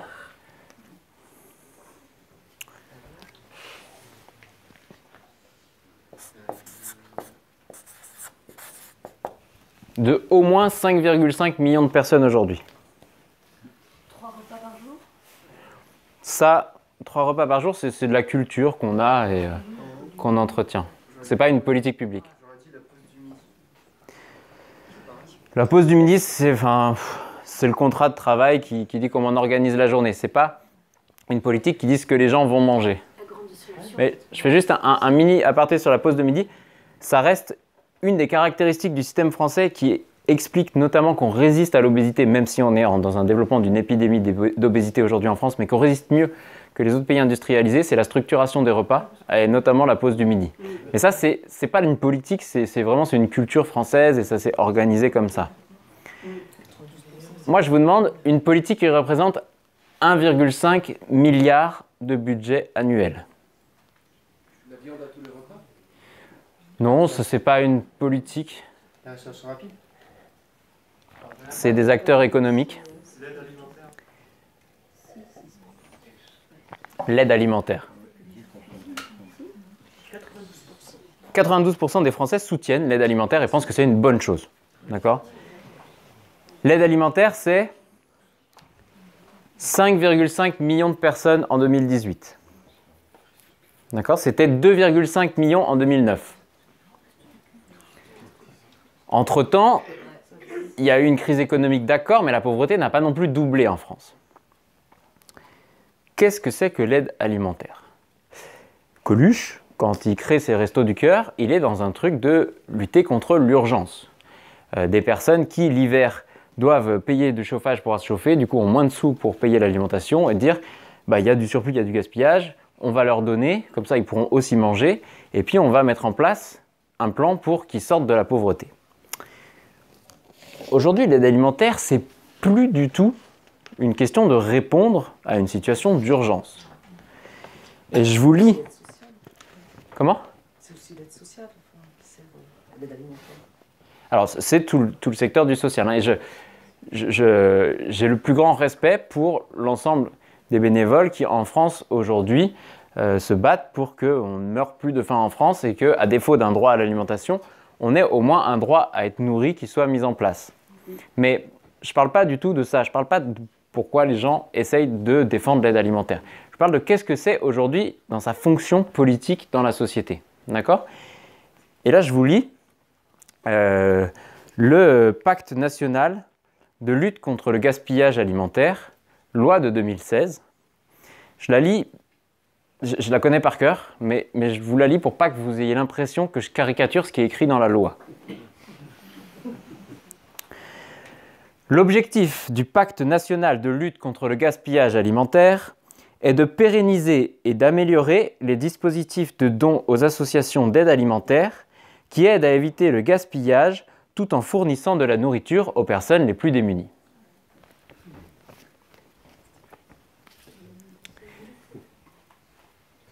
L'aide alimentaire aujourd'hui, c'est la façon éthique de se débarrasser des surplus du système agro-industriel.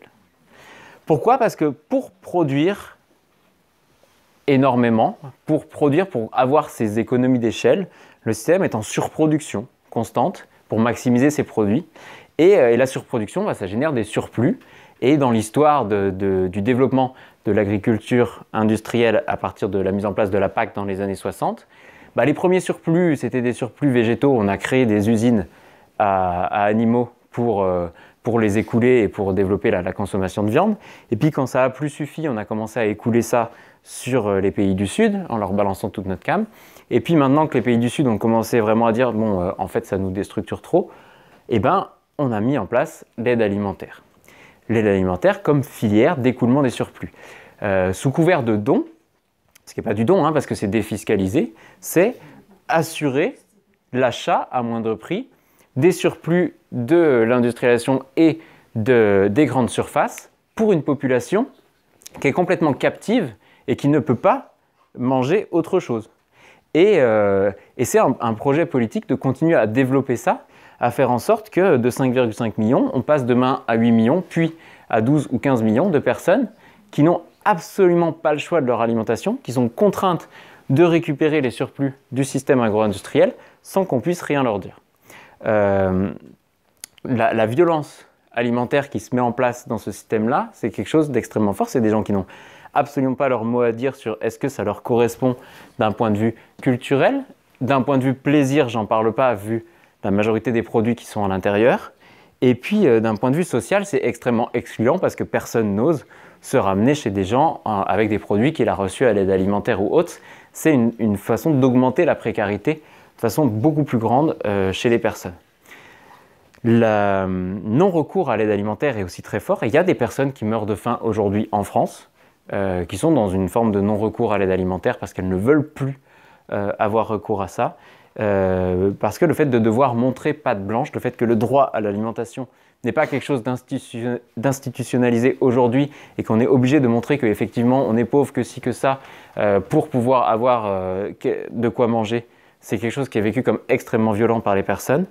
Et en plus de ça, c'est vécu aussi comme extrêmement violent par de nombreux bénévoles qui disent « mais c'est horrible de donner à des gens des choses dont on ne voudrait absolument pas manger ». Petit détail symbolique de l'approvisionnement de l'aide alimentaire, vous avez entendu, je pense, parler des scandales sur les steaks à la graisse et le poulet à l'eau là, cette année. Mais c'est vraiment la merde qu'on leur envoie pour soutenir ce système agro-industriel. Et petit détail, vous connaissez certainement la banque alimentaire, là, ces personnes qui ont un chariot à l'entrée d'une grande surface et vous demandent de faire un don en nature. Vous allez faire vos courses et puis quand vous revenez, de mettre un produit dans le panier.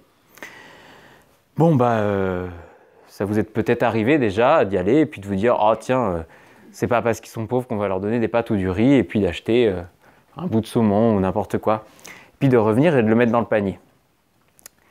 Vous rentrez chez vous, vous n'êtes pas forcément content ou autre, mais en tout cas, vous dites quand même que vous avez participé à améliorer peut-être un petit peu la façon de se nourrir des personnes les plus pauvres.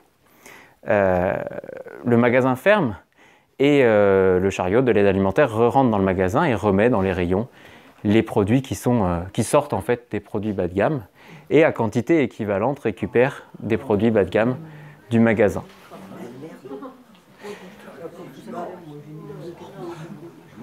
Non, mais ça se fait pas partout. Alors,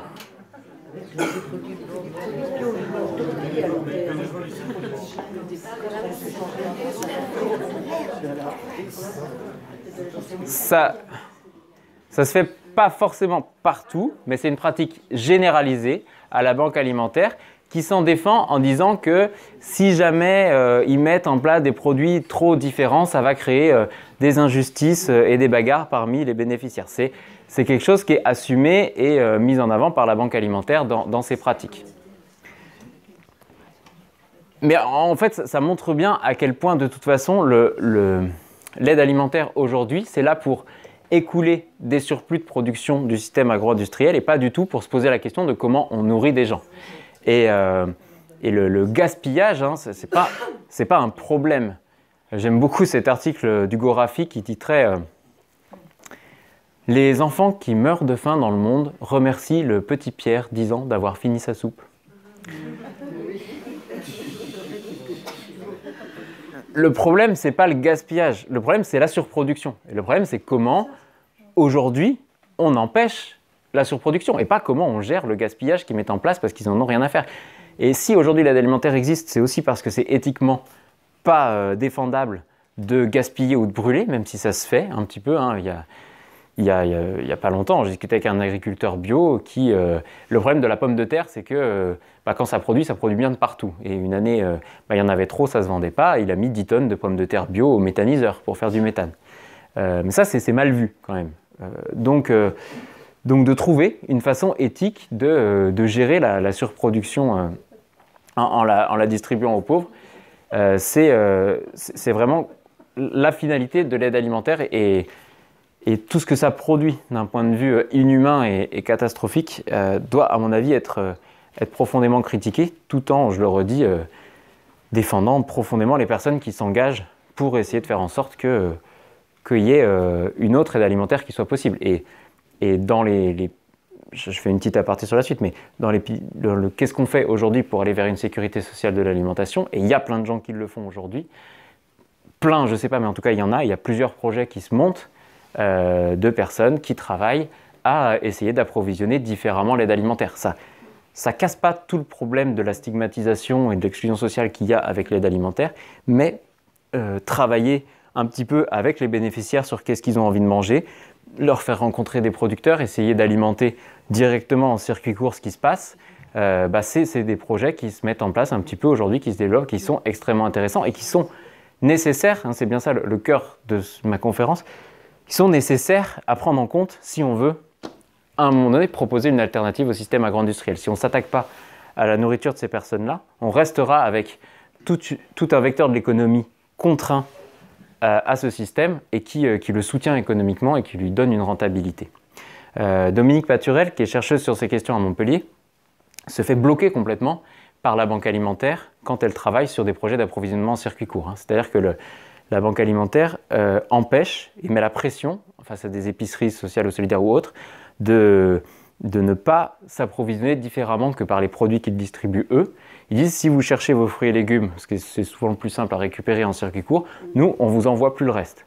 Et tout le fonctionnement économique des épiceries sociales et solidaires fonctionne sur le fait qu'elles reçoivent les produits par la banque alimentaire, et donc ça les met complètement en danger. Il y a un blocage complet de ces acteurs-là, qui sont pieds et mains liés avec l'agro-industrie, et au Conseil national de l'alimentation, ils les défendent profondément, et c'est leur premier rempart à dire on ne touche pas à l'agro-industrie, ça permet de nourrir les pauvres aujourd'hui.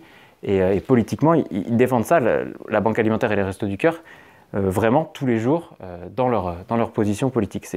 C'est un des une des clés du système agro-industriel qui, je pense, n'est pas assez connue aujourd'hui pour penser la transformation de tout ça.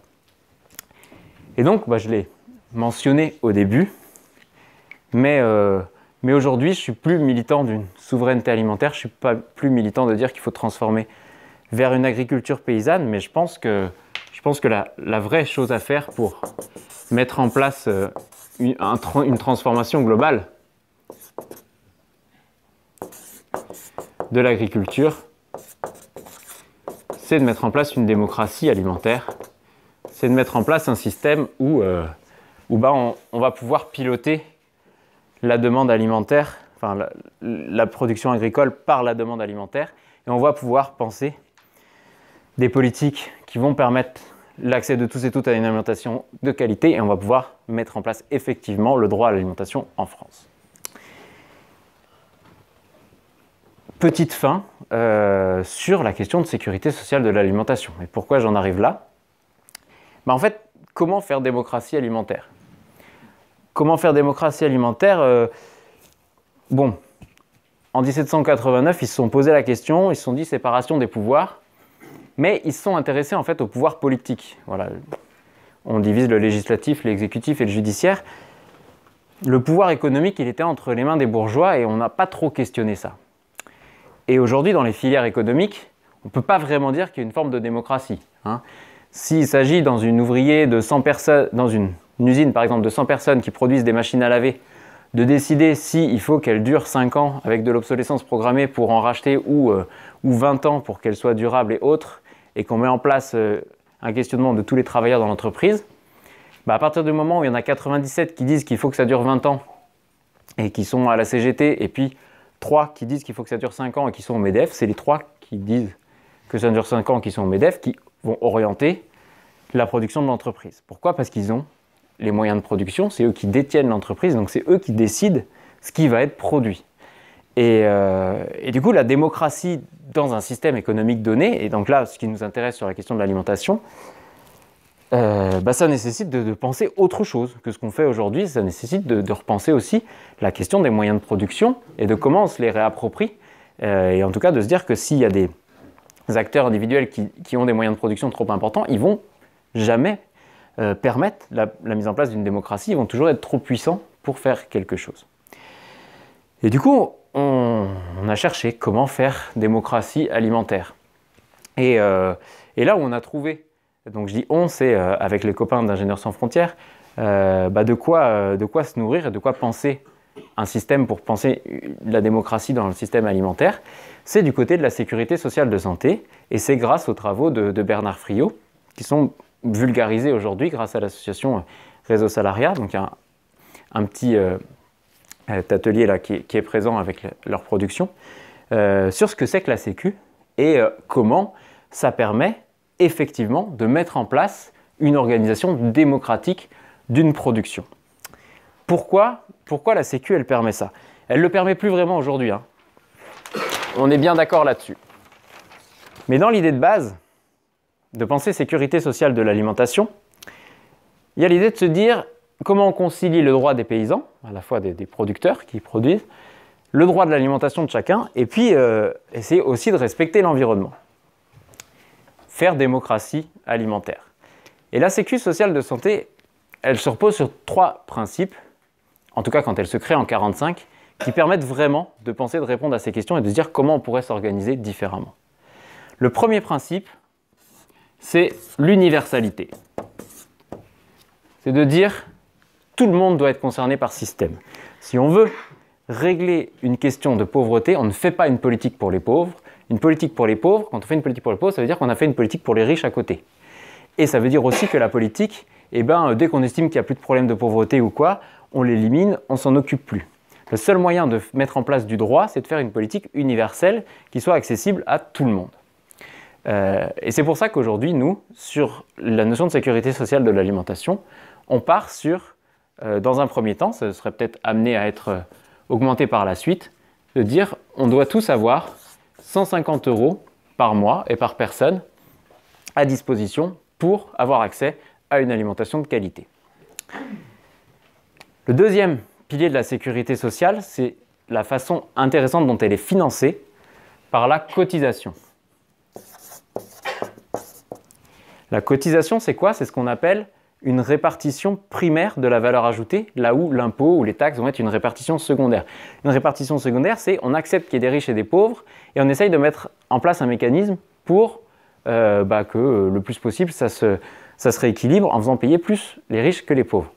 La cotisation, c'est on prend directement sur la valeur ajoutée qui est produite, et on met tout dans une caisse, de chacun selon ses moyens, à chacun selon ses besoins, et après, avec ces caisses, on va décider de à quoi on aura l'accès.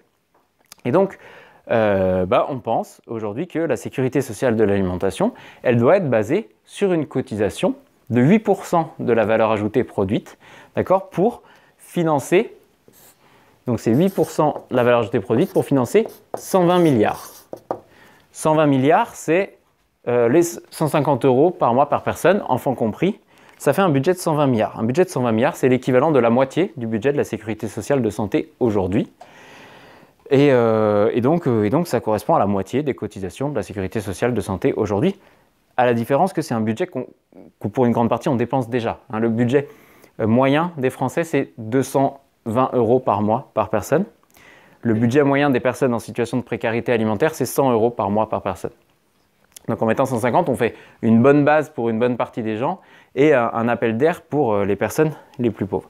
Et donc de dire, au lieu d'être dans ces situations d'inégalité à l'alimentation, on cotise sur la valeur ajoutée, qu'on peut prendre sur les salaires ou qu'on peut essayer de prendre ailleurs si on y arrive. On pourra parler des différentes formes de cotisation après. Mais on se donne tous accès après à des produits. Et le troisième pilier, quand la sécurité sociale de santé se crée, c'est son fonctionnement démocratique. Et en quoi vraiment ça permet de diriger l'économie, de diriger la production et d'organiser le système alimentaire par la demande alimentaire pour dire ce que les acteurs économiques, ce que les paysans doivent produire, c'est parce qu'il y a un système de conventionnement. Le conventionnement dans la sécurité sociale de santé, il nous apprend extrêmement bien comment ça peut marcher avec ses forces et ses faiblesses. Sa force, c'est le conventionnement des médecins, des infirmiers, des infirmières qui, aujourd'hui, ne sont pas soumis à récupération capitaliste. On ne peut pas avoir, en tout cas on ne pouvait pas jusqu'à ce que Macron change ça en 2015, mais pendant quand même 60 ans, on n'a pas pu avoir de médecins ou d'infirmiers qui soient salariés du privé. Les médecins étaient soit libéraux, soit fonctionnaires, mais on n'a pas de récupération capitaliste sur les médecins, on n'a pas de multinationales de la santé qui nous propose des médecins et une production de santé. On reste sur quelque chose de très horizontal et qui permet de penser organisation démocratique des choses. Et en tout cas, c'est des critères de conventionnement très intéressants de dire on ne veut pas, dans ce qu'on conventionne, qu'il y ait une récupération capitaliste de la production qu'on met en place. Et par contre, c'est intéressant de l'autre côté, c'est de voir à quel point ils se sont loupés pour le médicament. Pour le médicament, là, à l'inverse, on a décidé de conventionner des mastodontes du privé. Et qu'est-ce qui se passe? On se retrouve aujourd'hui avec des acteurs comme Sanofi qui sont au-dessus des lois et qui produisent eux-mêmes ce qu'ils ont envie. Et pourquoi des choses comme Sanofi, ça a eu lieu? C'est parce que l'organisation démocratique des caisses de sécurité sociale, c'est le premier truc qui a été attaqué par De Gaulle dans les années 50, et qu'on a enlevé aux ouvriers la gestion démocratique des caisses. Donc ça, c'est un point extrêmement important. Si on veut penser sécurité sociale de l'alimentation, mais surtout démocratie alimentaire, c'est de créer des caisses localement. Nous, on pense à l'échelle à peu près de l'intercommunalité, dans les grandes villes, plutôt dans les quartiers, pour réunir les gens, pour qu'ils puissent définir ce qu'ils ont envie de manger et pouvoir conventionner avec les producteurs à partir de critères précis. Qu'est-ce qui doit être produit? Et on pense aussi qu'au nom de la démocratie, on doit imposer certains critères, comme par exemple le fait que le prix auquel vont être achetés ces produits sera forcément rémunérateur pour les paysans, par exemple sur des principes du commerce équitable ou autres. Mais du coup, peut-être vous connaissez, pour le faire plus simple, le fonctionnement d'un groupement d'achat local, où des gens se réunissent en disant qu'est-ce qu'on aura envie d'acheter, tiens, tel produit, où est-ce qu'on pourrait le trouver qui est éthique ou autre, et puis on met en place une grille de critères de chez qui on a envie d'acheter, et puis après on commande, et puis après on va chercher. Eh bien, le système des caisses de sécurité sociale de l'alimentation, c'est à peu près la même chose. C'est on réunit des personnes qui représentent l'ensemble de la société, on les forme aussi sur ces questions, et puis on leur propose de définir quels seront les produits et à quels critères on crée des cahiers des charges pour que les producteurs y répondent, comme des cahiers des charges de marché public, mais là c'est les personnes, les citoyens qui les mettent en place, et en face de ça, on oriente la production agricole sur des contrats de type commerce équitable, prix, volume, garantie, avec un engagement pluriannuel pour sécuriser la production dans ce sens-là, et ainsi transformer l'ensemble de la production agricole et alimentaire vers autre chose. Voilà les principes de base de la sécurité sociale de l'alimentation. Et ce qui est intéressant, et moi ce qui me motive vraiment, et ce qui fait que j'ai quitté aussi mon travail, là je suis au chômage et je passe 1 an au moins sur cette question, c'est que il y a énormément de déjà là. Il y a beaucoup d'AMAP qui fonctionnent avec des systèmes de solidarité pour permettre aux plus démunis d'avoir accès, où les personnes payent soit en fonction de leurs revenus, soit 1 euro supplémentaire ou autre pour payer des paniers à certaines personnes. Il y a des systèmes, comme je disais, d'aide alimentaire qui cherchent à s'alimenter avec des produits de qualité. Mais il y a la certitude que si jamais une sécurité sociale de l'alimentation devait voir le jour, c'est parce que, comme pour la Sécu de santé, on a réussi à créer des caisses localement qui se développent, qui se mettent en place et qu'un jour, on les uniformise. Et à la fois, c'est un projet politique de transformation de l'ensemble de la production agricole et alimentaire, et à la fois, c'est une invitation pour tout le monde aujourd'hui à se dire comment on crée autour de nous des systèmes et des bulles qui vont effectivement prendre en compte l'ensemble des questions de production agricole et alimentaire, et pas juste comment moi je me nourris, mais effectivement comment toute la population peut se nourrir. On peut aller chercher aussi des financements de l'aide alimentaire, il y en a pour financer l'accès à ces produits à d'autres, et ainsi de suite, et mettre en place des choses qui vont vers ça. Je vais remettre mes chaussures, pas pour partir en courant, mais pour aller manger et discuter un peu avec vous après. Parce que ouais, dernier lien entre la course et l'alimentation, c'est que, en fait, une des façons qu'a eu l'humanité de beaucoup s'alimenter, c'était en courant. Et notamment grâce à cette course d'endurance. Pourquoi ? Parce que le corps humain est très bien fait pour courir sur des longues distances, notamment parce qu'il arrive à évacuer la chaleur. Et du coup, en courant longtemps, derrière un groupe d'antilopes, par exemple, les antilopes, elles vont galoper, les humains vont les suivre, et puis elles vont s'arrêter pour souffler pour évacuer la chaleur. Puis les humains arrivent, elles repartent, et ainsi de suite. Et au bout d'un moment, en fait, quand les humains arrivent, elles ne peuvent plus repartir, en tout cas les plus faibles d'entre elles commencent à ne plus pouvoir repartir, parce qu'elle a encore trop de chaleur à évacuer, elle ne peut plus, elle est en surchauffe. Et à ce moment-là, ils arrivent et ils peuvent l'accueillir, quoi, et la récupérer et la manger. Et courir, ça a été une façon de s'alimenter très importante pour l'ensemble de l'humanité pendant très longtemps. Et donc je vais remettre mes baskets, aller courir et manger, mais avec mon assiette comme un droit à l'alimentation, un droit à définir ce que je mets dedans, et l'invitation à faire en sorte que chacun autour de nous, on ait droit d'avoir son assiette et de définir ce qu'on met dedans, sans laisser personne nous dire ce qu'on doit manger. Merci.